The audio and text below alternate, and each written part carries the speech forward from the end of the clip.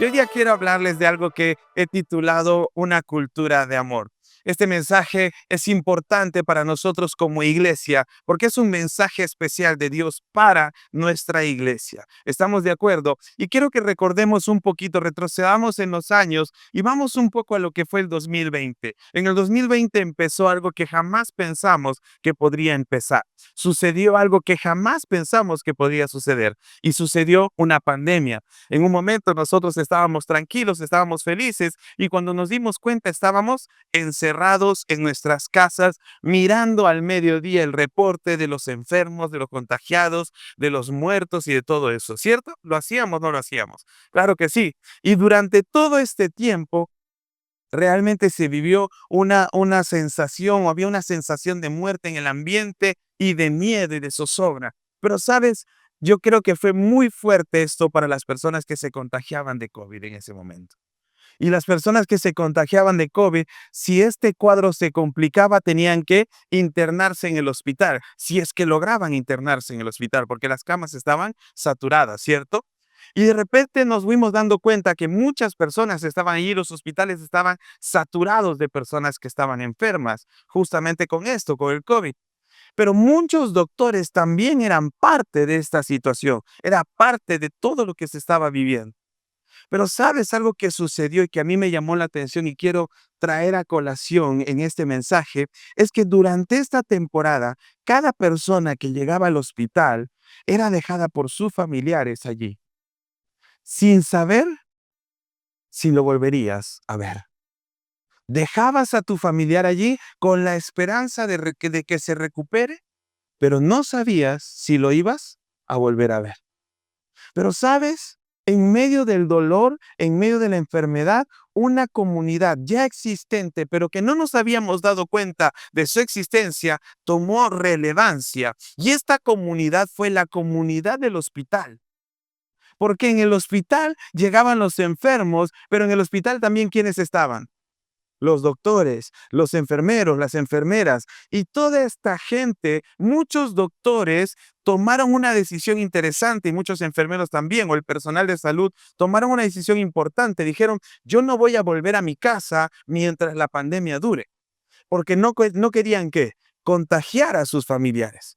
Entonces, estas personas se comunicaban con sus familiares a través de videollamadas para decirles que estaban sanos, que estaban todavía en la lucha, y empezó a afectarles esta situación, porque es difícil no ver a tu familia, ¿cierto? Es difícil no volver a casa. Es difícil todo el tiempo estar en medio de esta situación. Es difícil vivir en un ambiente de muerte porque las personas se morían todos los días. Y muchos de los doctores y enfermeros empezaron a sufrir de depresión por causa de la cantidad de muertes que estaban sucediendo y de la imposibilidad de poder ayudar a estas personas. Entonces se formó esta comunidad de apoyo entre doctores y enfermeros, pero también entre pacientes y médicos. Porque los médicos, cuando un paciente estaba muy enfermo y muy grave, ellos eran los últimos seres humanos que este paciente iba a ver. Y trataban de darle todo el soporte, pero también llegó un punto en que la cantidad de muertos afectaba a los médicos y entre ellos tenían que alentarse. Esta comunidad realmente llamó la atención porque se empezaron a apoyar entre ellos para seguir luchando contra la enfermedad. Muchas historias se conocieron en todo el mundo sobre el apoyo que se brindó entre el personal que estaba en la primera línea. Y esto permitió que la comunidad se fortaleciera y que juntos pudieran enfrentar esta batalla. De la misma manera, la iglesia es un hospital. ¿Estamos de acuerdo? La iglesia es un hospital, pero es un hospital de pecadores. La iglesia es un lugar donde todos llegamos con la misma enfermedad que azota a toda la humanidad. Y esa enfermedad es el pecado. En este lugar, todos los que estamos aquí somos pecadores. Todos. El mundo vive una pandemia silenciosa que no reconocemos, pero que realmente está allí. Y la pandemia se llama el pecado, se llama pecado. Todos estábamos enfermos del pecado, mis hermanos. La palabra de Dios lo dice en Efesios capítulo 2, versículos 4 al 5. Mira lo que dice la palabra de Dios en Efesios. Pero Dios es tan rico en misericordia y nos amó tanto que a pesar de que estábamos muertos por causa de nuestros pecados, Dios nos dio vida cuando levantó a Cristo de los muertos. Es solo por la gracia de Dios que ustedes han sido salvados. ¿Qué está diciendo este pasaje? Que todos estábamos enfermos. ¿Y nuestra enfermedad cuál es? El pecado. Pero a pesar de que estábamos muertos por causa de nuestro pecado, dice que Dios nos dio vida. Dile al que está a tu lado, hay una solución, hay una cura. Pero ahora nosotros, los que ya somos parte de esta comunidad, entendemos que la cura, ¿quién es? ¿Quién es la cura? Cristo Jesús es la cura a nuestro pecado. Si nosotros ponemos nuestra confianza en Él, Él va a llevarse nuestra enfermedad llamada pecado. Se la llevó ya en la cruz, porque dice que Él murió por nosotros cuando todavía éramos pecadores. No cuando estábamos bien. Muchos pensamos que para venir a la iglesia tenemos que estar bien, tenemos que estar sanos, que tenemos que no tener ningún pecado. Yo no voy a la iglesia porque la voy a malograr. Yo no voy a la iglesia porque siento como que todos son santos, puros. ¿Amén? Ah, no. No somos tan santos y puros. Pero la gente a veces piensa eso. Y por eso no vienen a la iglesia. Pero la verdad es que la iglesia es un hospital de pecadores. Donde nuestro médico, ¿quién es nuestro médico?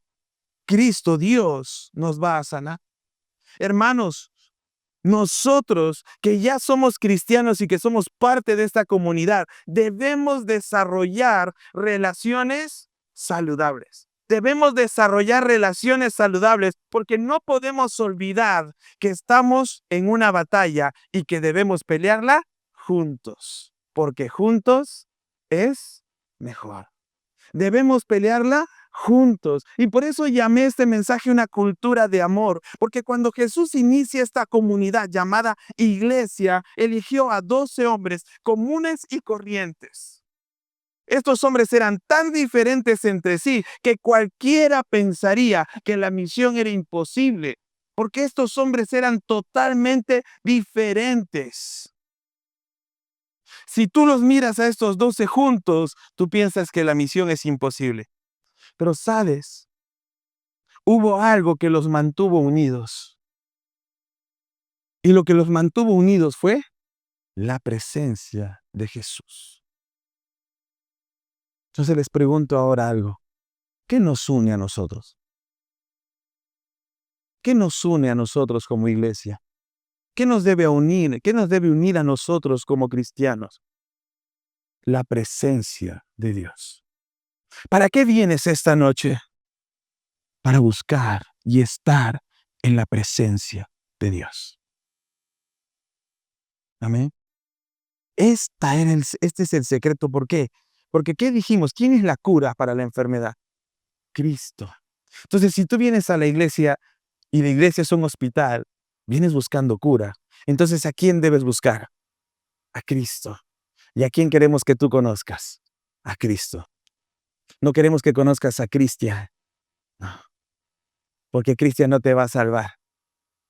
El que te salva es Cristo Jesús. ¿Alguien dice amén a eso? Entonces, nosotros tenemos que aprender a buscar la presencia de Dios, porque el principio no ha cambiado, porque hay cosas que no cambian.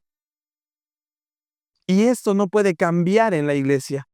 En la iglesia no puede cambiar, que lo que nos une es la presencia de Dios. Dice la Biblia que Él habita en medio de la alabanza de su pueblo. Dios habita en medio de la alabanza de su pueblo. ¿Cuántos hemos alabado con el corazón hoy? ¿Cuántos nos hemos casi llorado con la última alabanza? Esa canción fiel tiene, no sé, tiene el espíritu te contrista aquí, te mueve fibras sensibles. Pero cuando tú te entregas a la alabanza, ¿sabes? Dice que Dios está en medio de nosotros. Y si tú en medio de la alabanza cierras tus ojos y dices, Padre, abro mi corazón, te pido perdón y empiezas a orar, tú tienes que tener una certeza. Dios te está escuchando, porque Él habita en medio de la alabanza de su pueblo. Alguien dice amén a eso. Entonces, el principio no cambia. A estos 12 hombres los unió Cristo y a esta cantidad de personas nos une Cristo Jesús. Él es el que nos une. Hermanos, no nos unen nuestros gustos, no nos unen nuestros temperamentos, no nos unen nuestros trasfondos. Nos une la presencia de Cristo en medio de nosotros.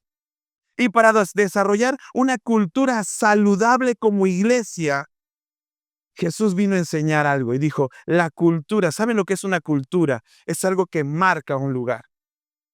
Nosotros como peruanos tenemos una cultura, ¿cierto? ¿Y qué es lo que hace esa cultura? Nos hace reconocidos en el mundo. Tenemos una cultura culinaria, ¿sí o no? ¿Por qué? Porque nos gusta comer y comer bien. ¿Cuántos hermanos que han venido de Venezuela se han subido de peso aquí? ¿Amén o no? ¿Sí o no? Yo conocí un montón que me dicen, yo llegué flaquito al Perú, pastor, aquí donde me ve. ¿Y por qué? Porque el peruano todo lo ve, comida. Vamos a hacer un negocio, ¿qué hacemos? Comemos. Se cerró el negocio, ¿qué hacemos? Comemos. Vamos a visitar a alguien, ¿qué te ofrecen?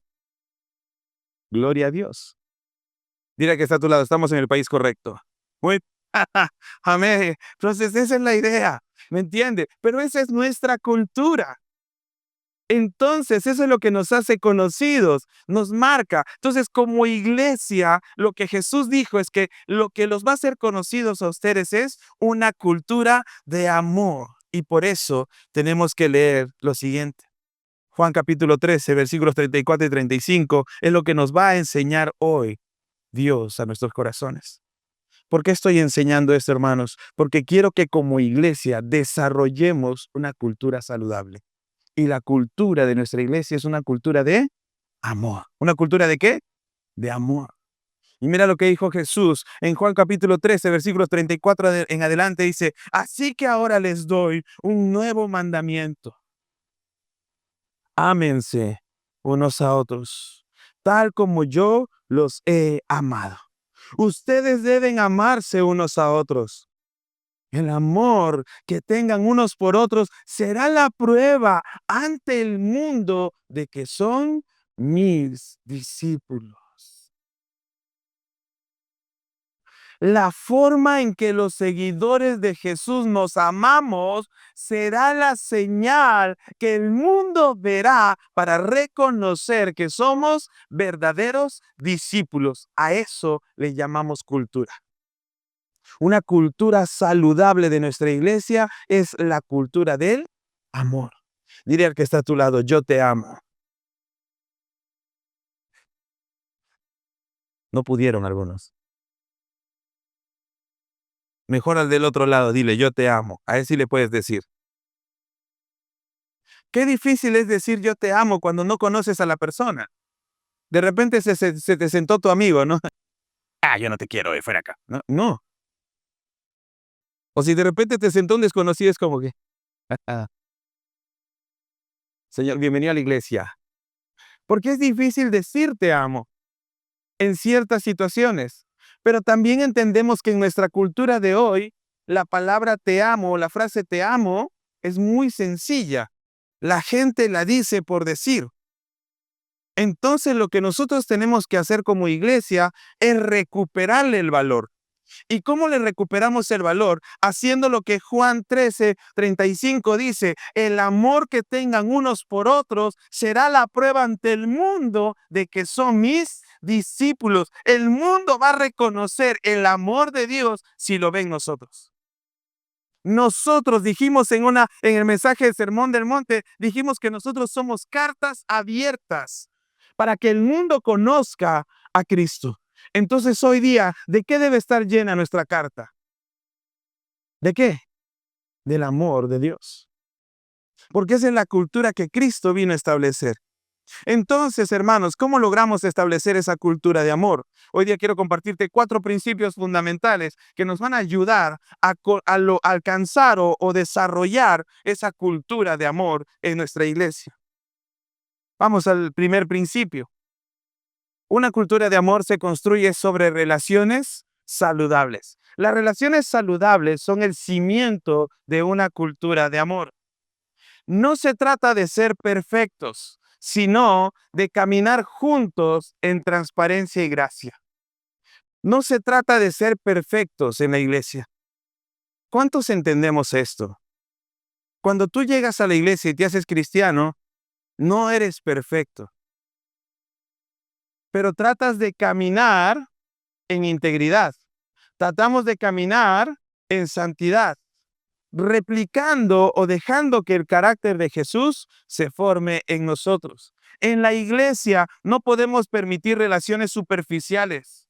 Necesitamos amistades auténticas que edifiquen y fortalezcan la fe. Hermanos, nosotros aquí en la iglesia debemos desarrollar verdaderas amistades. Mira a los que están a tu alrededor. ¿A cuántos los conoces? ¿De cuántos sabes sus nombres? ¿Te has hecho amigo de alguno? Sí, es que me ha invitado hoy día, por eso somos amigos.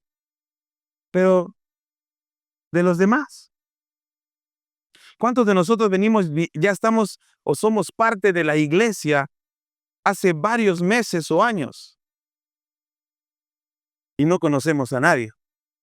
No desarrollamos relaciones saludables con nadie. No desarrollamos amistades. Pero mira lo que dice Romanos 12:10. La Biblia dice en Romanos 12:10, ámense unos a otros con un afecto genuino, deleítense al honrarse mutuamente. Debemos desarrollar amor entre nosotros. Debemos desarrollar relaciones entre nosotros. Cuando la gente viene, debe ver una iglesia que se ama. Debe ver personas que se conocen. Debe ver personas que se sienten como una familia. ¿Y por qué decimos familia? Porque todos nos decimos hermanos, ¿sí o no? ¿Cuántos somos hermanos? ¿Cuántos somos hermanos? ¿Y por qué nos decimos hermanos? Porque tenemos el mismo Padre. Tenemos el mismo Padre. Y estamos cubiertos por la misma sangre. Y en nosotros está el mismo Espíritu. Entonces somos hermanos. Dile al que está a tu lado, tú eres mi hermano. Porque Dios no tiene nietos, solo tiene hijos. Dios no tiene sobrinos. ¿Cuántos son sobrinos? ¿Y por qué no puedes ser nieto? Porque tú no puedes vivir la fe de tus padres. Porque la salvación es personal.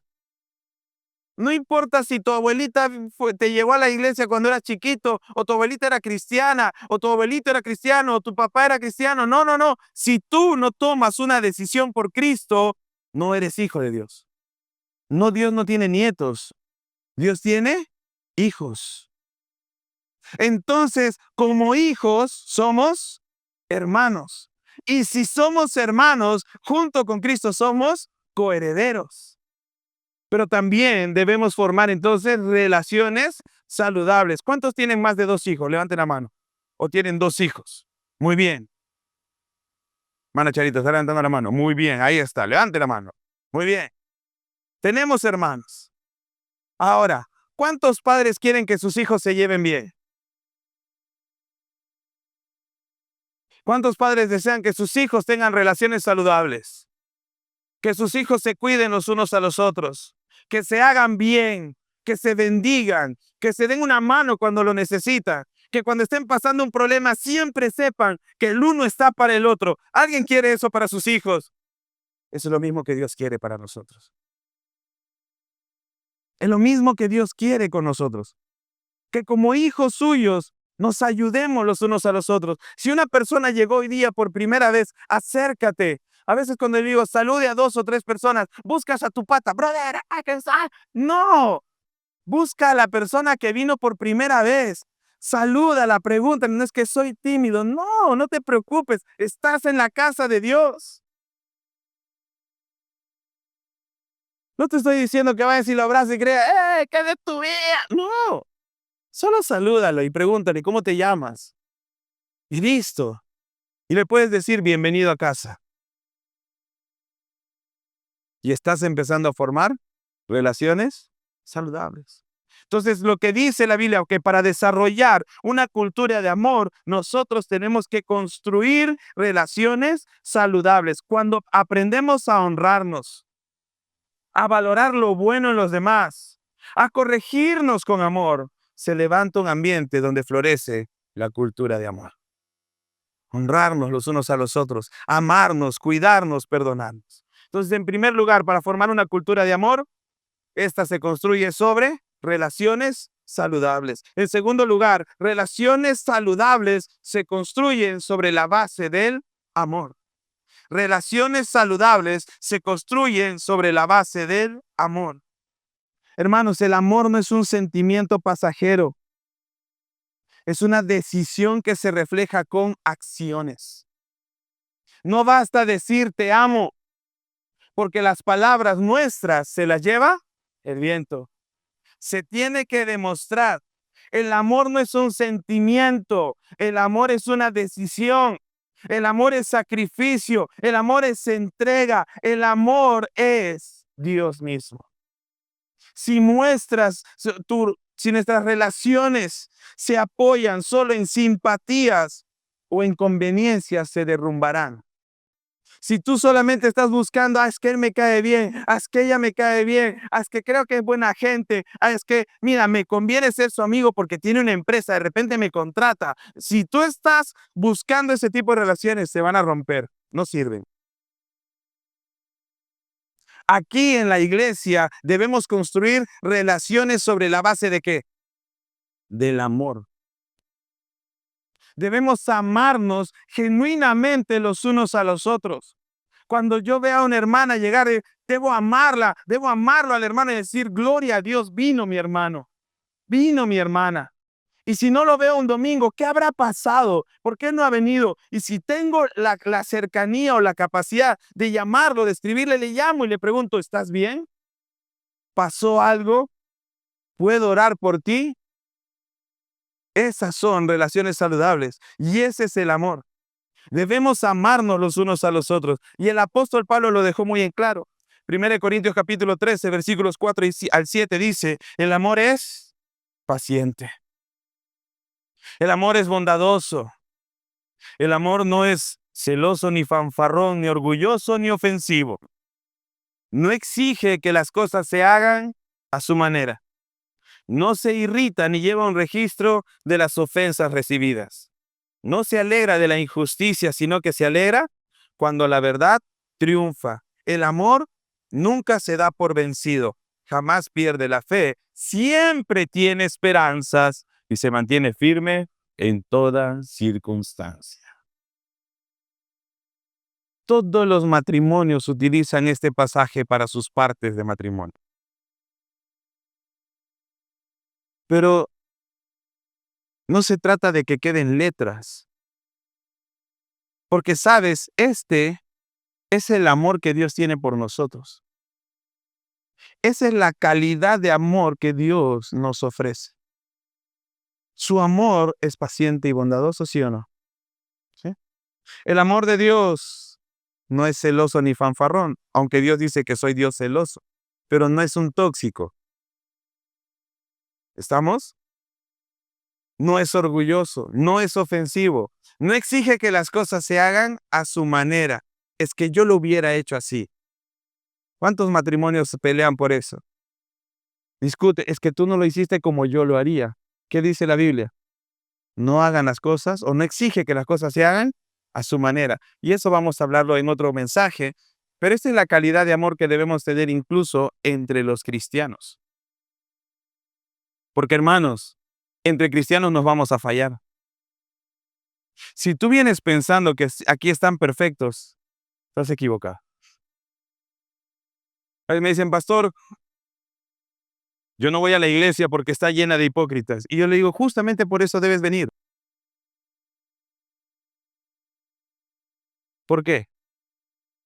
Porque tú también lo eres y yo también lo soy.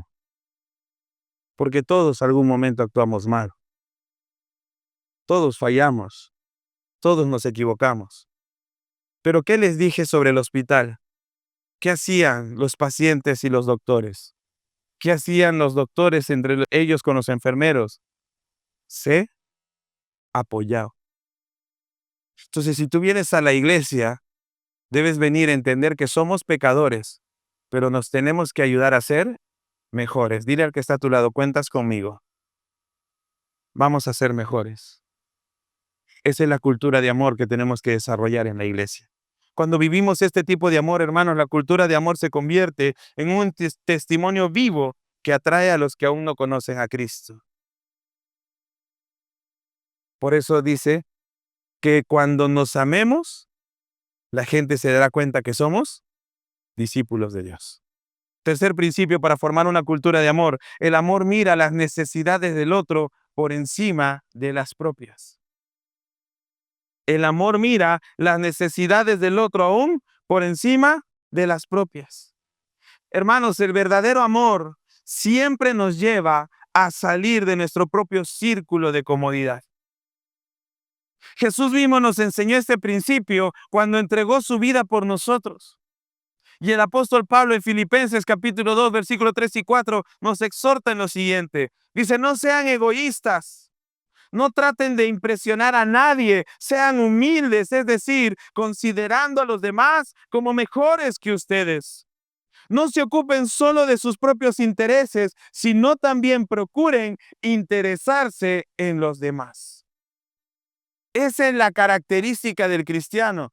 No solamente debemos preocuparnos por lo nuestro, debemos preocuparnos por los demás. Por eso les digo cada vez que nos vemos, salúdense uno al otro. ¿Cómo está? Cuando venimos los sábados a la reunión de oración, tenemos momentos para orar los unos por los otros y hacemos pequeños grupos para que puedan compartir sus necesidades. Por eso tenemos grupos de conexión y vamos a desarrollar más grupos de conexión a partir de este ciclo. ¿Por qué? Porque queremos abrir espacio entre semana para que ustedes juntos podamos nosotros conocernos más, compartir nuestras cargas, compartir nuestros problemas. Pastor, pero es que a mí no me gusta hablar con nadie. Te vas a ahogar. Te vas a ahogar. Porque todos necesitamos hablar con alguien. Todos necesitamos compartir nuestras cargas. Todos necesitamos desfogar. Si tú eres de los que nunca habla, hermano, te estás ahogando. Te vas a ahogar solo, sola. Y Dios no lo quiere. Por eso te ha traído a esta comunidad, a este hospital, para ayudarte a sanar. Para eso nos ha traído el Señor.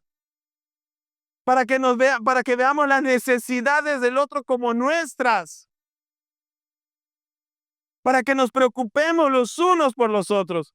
Jesús se lo enseñó a sus discípulos. Jesús no fue a hablarle a los fariseos. Jesús iba y hablaba con los que necesitaban, las viudas, los publicanos, los cobradores de impuestos, los rechazados, los que tenían alguna enfermedad. ¿Y por qué lo hacía? Para enseñarle a sus discípulos una cultura de amor, de amar a la gente. No de amar lo que tiene la gente, sino de amar a las personas. Porque te digo algo, ninguna de estas personas le podía dar algo a Jesús probablemente. ¿Qué le podía dar un ciego a Jesús? ¿Qué le podía dar un cojo a Jesús?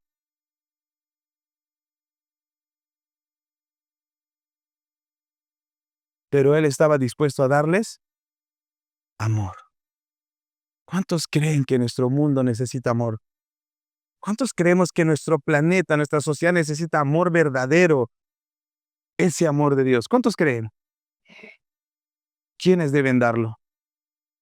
Nosotros, la iglesia. Pero primero nos los tenemos que dar entre nosotros. Cuando ponemos las necesidades de otros por encima de las nuestras, la cultura de amor se convierte en una realidad palpable. La iglesia deja de ser un lugar donde voy y empieza a ser la familia en la que estoy, la familia en la que sirvo. ¿Cuántos han visto el letrero que está al ingreso del templo? ¿Qué dice el letrero que está al inicio? Al entrar del templo, ¿lo han visto? ¿Alguien lo ha leído? Bienvenido a casa. ¿Por qué creen ustedes que pusimos eso? Porque se escucha chévere. ¿Por qué creen que pusimos bienvenido a casa? En una casa, ¿quién se reúne? La familia. ¿Cuántos aman a su familia? Por eso, cuando llegas aquí eres bienvenido a casa. Porque aquí está tu familia. Una familia que no nació contigo, pero que nació en el corazón de Dios, para ti. Somos una comunidad que se apoya. Ahora con esto en el corazón, dile a la persona que está a tu lado, cuentas conmigo. Porque somos una comunidad de amor. ¿Me va entendiendo? Eso es lo que tiene que ser ICFE, una comunidad de amor. Pero para lograr esta cultura de amor, tenemos un cuarto último principio. Y este último principio es, el conocimiento del otro es un requisito para lograr una cultura de amor. El conocimiento del otro es un requisito para lograr una cultura de amor. No podemos amar lo que no conocemos. ¿Cierto? No puedes amar lo que no conoces. Por eso a veces no podemos amar a Dios. ¿Por qué? Porque no lo conocemos. Pero Dios es amor. ¿Dios nos puede amar a nosotros? ¿Dios nos puede amar a nosotros, sí o no? ¿Por qué? Porque nos conoce. ¿Cuántos creen que Dios los conoce? A todos nos conoce Dios. Por eso Dios te puede amar. Pero tú no lo puedes amar a Él si no lo conoces. Necesitamos conocerlo para amarlo. Pero entonces, ¿cómo podemos amarnos entre nosotros si no nos conocemos? Muchas veces convivimos en la iglesia sin realmente interesarnos en la historia, las luchas y los sueños de nuestros hermanos. Mira a la persona que está a tu lado por un segundo, o dos, o tres, máximo 5 para que no se asuste. Pero mira a la persona que está a tu lado. Si es un desconocido, mejor. Míralo, por favor. ¿Sientes amor por esa persona? Probablemente no, si no lo conoces. Pero ¿qué tal si te sientas un día o un momento y le dices, ¿cómo estás? Bien, qué bueno verte por la iglesia. ¿Cómo has llegado a la iglesia? ¿Has venido por alguna necesidad especial? Y de repente, esa persona te va a decir, mi matrimonio se está acabando. Y he llegado a la iglesia pensando que eso es lo último que voy a intentar para ver si logro salvarlo. O de repente conversas con alguien y le preguntas, ¿estás bien? Sí, estoy bien. ¿Segura que estás bien? No, no estoy bien. Porque, ¿sabes? Pienso que la vida no tiene sentido. Estoy deprimido y honestamente he pensado en suicidarme. Y esta es la última oportunidad que estoy buscando.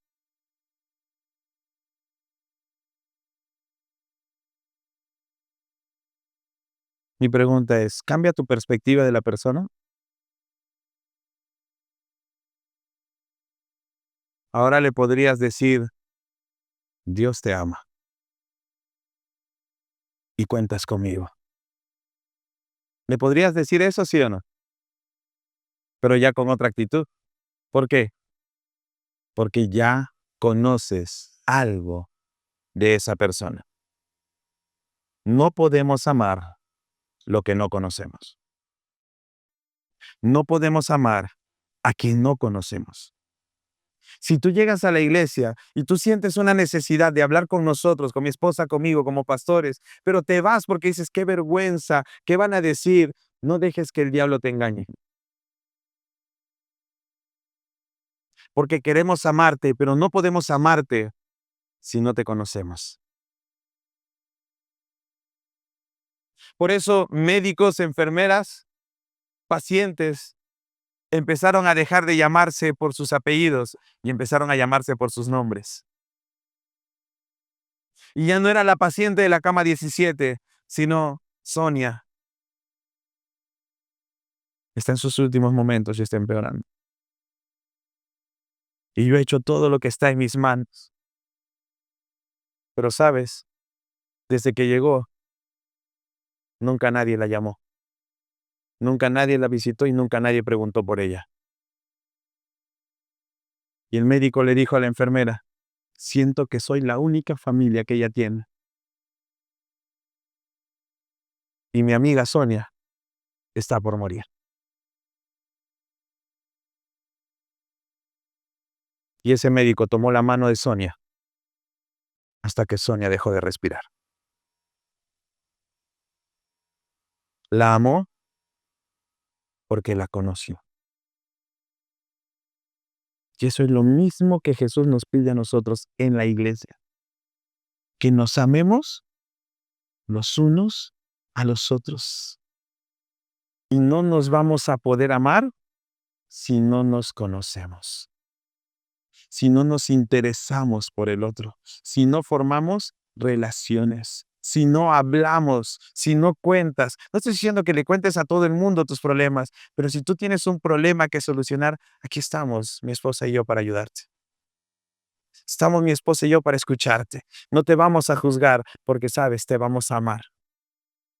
Porque en esto conocerán que son mis discípulos, dijo Jesús, en que nos amemos los unos a los otros, no en que nos juzguemos, no en el juicio, no, no, no, en que nos amemos los unos a los otros. Por eso Gálatas 6:2 dice, ayúdense a llevar los unos las cargas de los otros y obedezcan de esta manera la ley de Cristo. Ya no la ley de Moisés, sino la ley de ¿quién? La ley de Cristo. ¿Y cuál era la ley de Cristo? Ámense los unos a los otros. Porque en esto conocerán que son mis discípulos, en que se aman los unos a los otros. Esa es la ley de Cristo, hermanos. Llevar las cargas los unos a los otros. Conocer al otro hermano requiere tiempo, disposición, apertura. Si tú no estás dispuesto, no vas a conocer, pero si tú no estás dispuesto, tampoco te vas a dejar conocer. Cuando escuchamos, compartimos y acompañamos, la cultura de amor deja de ser un discurso y se convierte en una experiencia. Y eso es lo que quiero que se convierta este mensaje. Que deje de ser un discurso y que se convierta en una experiencia en la iglesia. A mí me encanta el grupo de valientes que dirige la pastora Magda, mi suegra. Levanten la mano las valientes. Ahí están, véalas. Madres que oran. Se juntan todos los jueves para orar por sus hijos, para orar por sus familias, para orar por la iglesia, por muchos de ustedes, de nosotros. Se juntan a orar ellos. Primero comen, eso sí, estamos en Perú. Hay que hacer primero lo primero. Eso sí, yo nunca las veo llegar con las manos vacías. Todas llegan con sus empanadas, con sus arepas, 2 botellas de gaseosa para no perder la costumbre. La pastora les tiene café, otras traen empanaditas, queques. No, hermano, eso es un buffet cada jueves. Yo estoy que me anoto a ese valientes. Pero honestamente, se ha formado una comunidad en ese grupo bien bonita. ¿Sabes por qué? Porque se escuchan. porque confían la una en la otra. ¿Por qué? Porque han contado sus problemas y más que ofrecerle cualquier otra ayuda, oran unas por otras, que es lo mejor que pueden hacer. Pero ¿sabes qué también hacen? Se comparten sus victorias, porque cuando la oración hizo efecto, vienen y cuentan, Dios respondió. Y me encanta ese grupo. Es que eso es lo que tenemos que hacer como iglesia.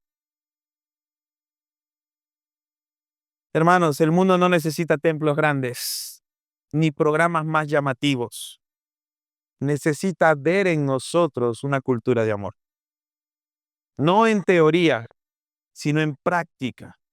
El mismo amor que nos rescató del pecado es ahora el que debemos reflejar en nuestras relaciones diarias. Así como en la pandemia los doctores y enfermeras se apoyaron junto con los pacientes para resistir y salir adelante, la iglesia debe ser un refugio donde nos sostenemos mutuamente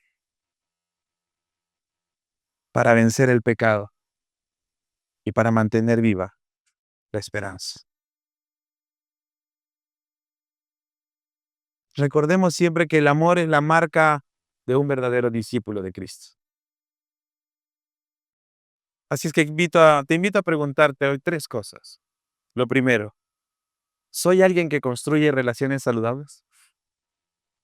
¿Eres alguien que construye relaciones saludables? En segundo lugar, ¿estoy dispuesto a poner las necesidades de otros por encima de las mías? Y en tercer lugar, ¿conozco de verdad a mis hermanos en la fe o solo convivo superficialmente con ellos? Si realmente respondemos estas preguntas con sinceridad y obediencia, veremos cómo nuestra iglesia se transforma, hermanos, en lo que Jesús soñó. Una comunidad donde todos pueden experimentar su amor. Jesús vino a formar una comunidad. Y la cultura de esa comunidad era el amor, no era otro. ¿Qué te parece si nos ponemos de pie?